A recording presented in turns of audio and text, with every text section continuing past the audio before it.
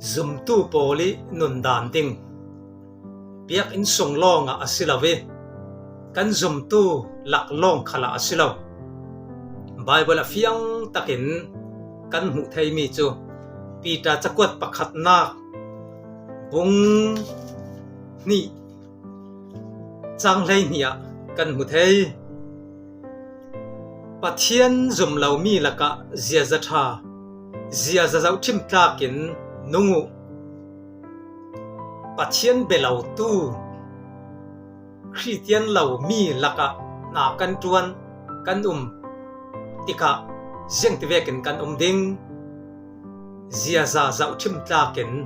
an nun chon tlak ding Christian pol chu hi vekin mon nun atong kamte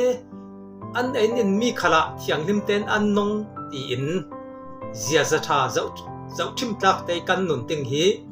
bible zum nau tu karlaki kan dan ding khal fiang takin pita chakwat sunga kan hu thei mitam pi chu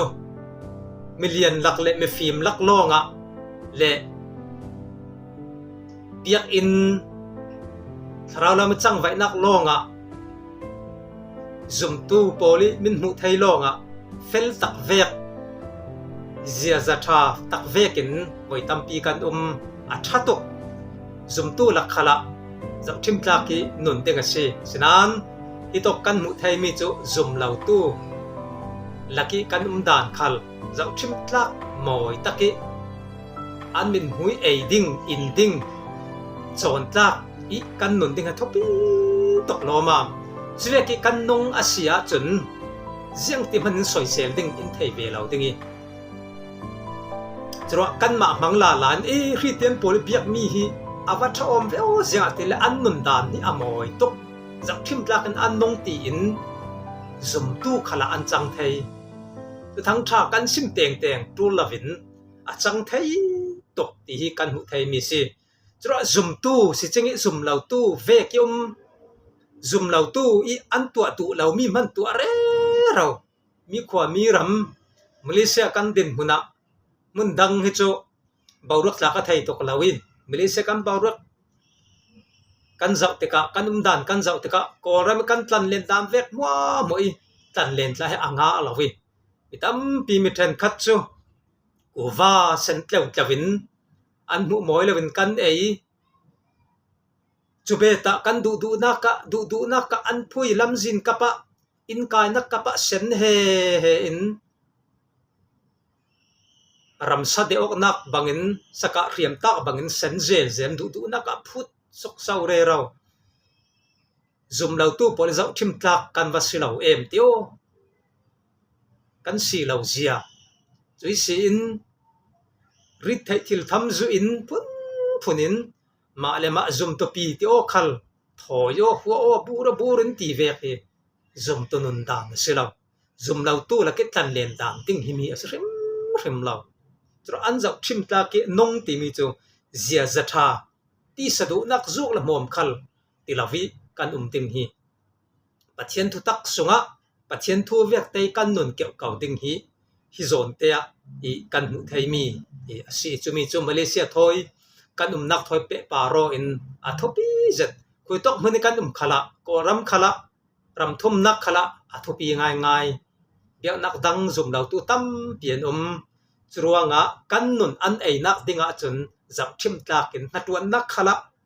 fel tei kan nun athopi zet sumpai tla lak ding ram chang tam pi thei tio chwek khala chusin an thil rian lai mi khal dui ina tlun mai bo sian nak tel lawn ti vekin